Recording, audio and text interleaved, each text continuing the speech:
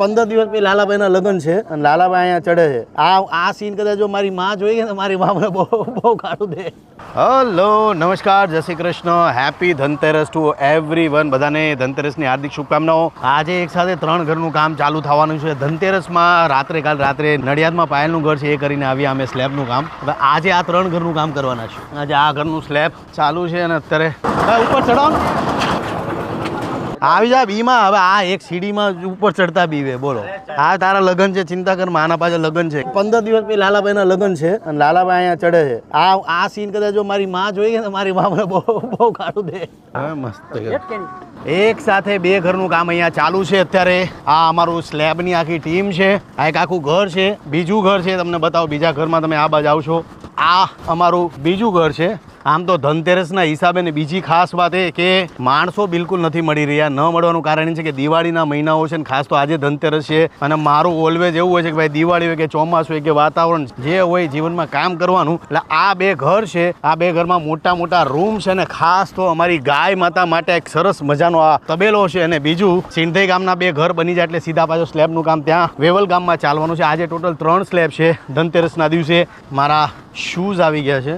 Thank you ભાઈ, love you, thank you. Okay ભાઈ, આપણા શૂઝ આવી ગયા. આ સ્લેબની અંદર ટોટલ 30 લોકો કામ કરી રહ્યા છે. અહીંયા તમે નીચે ટીમ જોશો, આ જગ્યા પર જોશો, ટોટલ મળીને 30 લોકો છે. આમ તો દિવાળીનો મહિનો છે, બધા ઘરે જતા હતા, બધાને રોકી રાખ્યા. ખાસ કારણ એ હતું કે ભાઈ કોકનું ઘર સારું થાય છે ને કોકનું ઘર બને છે. 30 લોકોને અહીંયા રાખ્યા છે આપણે. 30 લોકો કામ કરી રહ્યા છે. આપણે પણ લાગી જાય ફટાફટ કામે. મોટામાં મોટો ઇસ્યુ એ થઈ ગયો છે કે નડિયાદમાં પાયલનું જે ઘર બનાવ્યું એમાંય અમારે લિફ્ટ મશીન વગર મેન્યુઅલી કામ કરવું પડ્યું. અને અહીંયા આ જગ્યા પર પણ અમારે મેન્યુઅલી જ કામ કરવું પડે છે. દિવાળીના હિસાબે ક્યાંય પણ અમને લિફ્ટ મળી નહીં. એના હિસાબે અમે મેન્યુઅલી કામ કરી રહ્યા છીએ. અત્યારે મેન્યુઅલી ટાઈમ વધારે લાગે. જે કામ 1 કલાકમાં થવાનું હોય એ કામને 5 કલાક લાગે છે.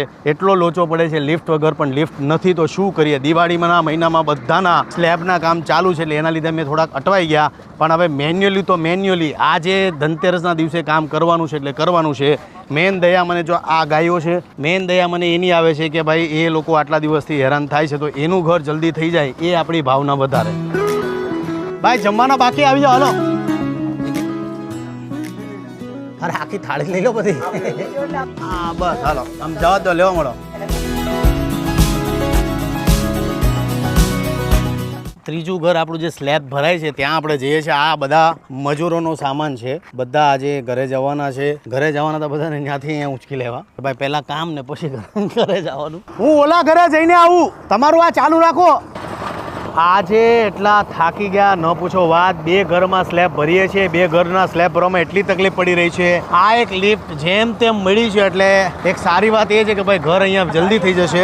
આપણે જે એક ઘર વેર્યું બપોરે કેટલી ગરમી હતી? ફૂલ ગરમી હતી. લોખંડ તો એટલું ગરમ થઈ ગયું હતું કે અડાતું નતું ને પ્લેટો આવે ને આપણે મારવાની એ પણ નથી અડાતી. એટલી ગરમી હતી. ઉપર અમે 2 છાસની કોથળી પીધી. છાસની કોથળી પીતા પીતા મને કે સાહેબ કે લોખંડના પતરાય નથી અડાતા. અત્યારે મેં લોખંડના સરિયા પકડ્યા ને એટલી બધી ગરમી લાગતી હતી ન પૂછો વાત. હવે અત્યારે લિફ્ટ અમને મળી ગઈ છે માતાજીની દયાથી. એટલે એક અમારો સ્લેબ ભરાઈ ગયો છે. ત્યાં એક સ્લેબ હજી બાકી છે, રાતે ભરશું. અત્યારે આ પેલા પતાલી અને આ જો જલ્દી પતી જાય તો આની જે લિફ્ટ છે એ લઈને ત્યાં નાખશું. કારણ કે મેન્યુઅલી ભરવામાં બહુ તકલીફ પડી રહી છે ન પૂછો વાત. બધા પોતપોતાના તગારા ભરે એવું છે.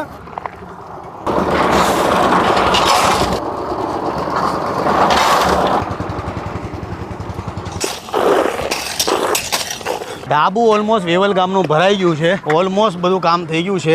લિફ્ટના લીધે કામ ઘણું ખરું આસાન થઈ જાય છે. અહીંયા તમે જોશો બધા લોકોનું કામ એટલું પેરેલલી ચાલે, પણ વિધાઉટ લિફ્ટ મેન્યુઅલી ભયંકર તકલીફ પડે છે. સવારે સિંધઈ ગામમાં કામ ચાલુ કર્યું હતું. 2 કામ સવારથી ચાલુ છે. હજી પણ એક જ ઘરનું કામ પૂરું થઈ રહ્યું. એટલું મેન્યુઅલી ધીમું કામ હતું. કારણ કે તગારા તમારે ઉપાડી અને જાતે ઉપર ચડાવવાના હોય છે. પણ લિફ્ટ હોય છે તો એક જ સાથે આટલી મોટી ટ્રોલીની અંદર 24-25 તગારા આવી જાય છે. લિફ્ટ હોય તો આટલો ફાયદો થાય. હવે સીધું અહીંયા આવશે. રાતના 12 વાગવાના છે બીજા સ્લેબમાં. ધીમે ધીમે ધીમે ઉભરે ઉતરી જા. આ મારી સેવે કોઈથી ન ચાલુ થાય. ઓય કીક માર. આ ગાડીમાં બેઠો ને એટલે ગાડી ચાલુ ન થાય. તું ગમે એટલું કર નહીં ચાલુ થાય. ભાઈ આ ચાલુ કરવા મદદ કરો ને તો કોઈ. હવે ચાલુ ન થાય ત્યાં સુધી હલવું નથી. આજે એટલી ગરમી હતી ને કે ગાડીઓ બંધ પડી ગઈ. હવે વિચાર કરો, બધાએ માથામાં રૂમાલ નાખી અને ઠંડા પાણીના બાટલા નાખીને ત્યારે અડધો મેળ પડ્યો બધાનો. એટલી ગરમી હતી. પણ ફાઇનલી 2 સ્લેબ ઓલમોસ્ટ થઈ ગયા છે. ત્રીજા સ્લેબની ચડાઈ કરવા જઈ રહ્યા છે અમે. ત્રીજો સ્લેબ ભરવા જઈ રહ્યા છે. ધનતેરસના દિવસે ઉપાડી જ લેવાના છે 3 ઘર. ઘરની સાઇઝ બહુ મોટી છે, એના લીધે વાર લાગે છે. બધાને હેપી ધનતેરસ. અમારી લાંબી મોટી ટીમ અત્યારે ચા પી રહી છે. અહીંયા જે ઘટતું મૂક્યું હોય ને મંગાવી લેજો. ઓય ચડાવ લાગો મને. થર્ડ અમારા સ્લેબનું કામ અત્યારે ચાલુ છે. પણ એક વાત એ છે કે અહીંયા જેટલા માણસો કામ કરે છે એટલા જ મચ્છરા કામ કરે છે. સખત મચ્છરા છે. આ ત્રીજા ઘરનું કામ અમારું ચાલુ છે. હોપફુલી ધનતેરસના દિવસે ત્રીજું અમારું ઘર જે સ્લેબનું કામ છે થઈ જશે. આજે એટલી બધી ગરમી લાગી, ન પૂછો વાત. બધા લોકોને એટલી બધી ગરમી લાગી. છોકરાનો ફોન હતો, કહેતા છે ફટાકડા લઈને ક્યારે આવશે એમ કહેતા. અમારા જીવનભાઈની એક વાત કરું કે એનો છોકરો છે, ડૉક્ટરે એવું કીધું કે ભાઈ 16 વર્ષ સુધી જ જીવશે. નાનો છોકરો છે ત્યારે કેટલા વર્ષ થયા? 15 વર્ષ થયા છે. અને ડૉક્ટરે એવું કીધું કે ભાઈ 16 વર્ષથી વધારે નહીં જીવે. બીમારી એ ટાઈપની છે. પણ છોકરો રોજ ફોન કરે, પપ્પા તમે ક્યાં છો, ક્યારે આવશો ઘરે. ને અત્યારે દિવાળીનો મહિનો છે. છોકરો અત્યારે છોકરાનો ફોન હતો, પપ્પા ક્યારે આવશો. એવા ઘણા મા બાપ હોય છે કે જેને ખબર હોય કે ભાઈ અમારો છોકરો નથી રહેવાનો આગળ જઈને. એવા ટાઈમમાં જઈને જ્યારે મા બાપ મહેનત કરતા હોય છે ત્યારે દિલથી પ્રાઉડ ફીલ થાય છે. એટલે જીવન અમારી ટીમમાં કારીગર છે જે મેં જેટલા ઘર બનાવ્યા એટલા ઘરમાં મારી સાથે પહેલા ઘરથી લઈને અત્યાર સુધી સાથે છે જીવન, અને ખૂબ મહેનત કરે છે. અત્યારે એના છોકરાનો ફોન આવ્યો એટલે મને લાગ્યું કે મારે વાત કરવી જોઈએ તમારી સાથે. અને કોળી છે. કોળી એટલે હું દિલથી કહું છું કે ભાઈ મને કોળીઓ પ્રત્યે એટલો બધો પ્રેમ છે. પ્રેમનું કારણ એ છે કે મારી સાથે જેટલી મારી આ ટીમ, જો આ નિલેશ અહીંયા આમ તો અમારી ટીમમાં ઓલમોસ્ટ બધા કોળી જ છે અને વર્ષોથી અમે સાથે છીએ. પરિવારની જેમ કામ કરીએ છીએ. દિવાળીની શુભકામનાઓ બધાને દિવાળીની હાર્દિક શુભકામનાઓ બધાને. આ જેટલા મારી ટીમ છે ગાઈઝ, બધાને હેપી દિવાળી. આ આખો સ્લેબ અમારો ભરાઈ ગયો છે ને આ અડધો સ્લેબ હજી બાકી છે. ભાઈ આજ માટે આટલું જ છે. તમામ લોકોને નવા વર્ષની હાર્દિક શુભકામનાઓ. અમારા સ્લેબનું કામ ઓલમોસ્ટ થઈ ગયું છે. દિવાળી પતે એટલે આ સ્લેબનું કામ છે. સ્લેબમાં પાણી ભરાશે, સ્લેબ ખુલશે અને પ્લાસ્ટરનું કામ ચાલુ થશે. અને 3 ઘર છે એઝ સુન એઝ પોસિબલ આપણે પરિવાર માટે તૈયાર કરશું. તમામ લોકોને નવા વર્ષની હાર્દિક શુભકામનાઓ. જય માતાજી, જય શ્રી કૃષ્ણ, હેપી ધનતેરસ, જય માતાજી.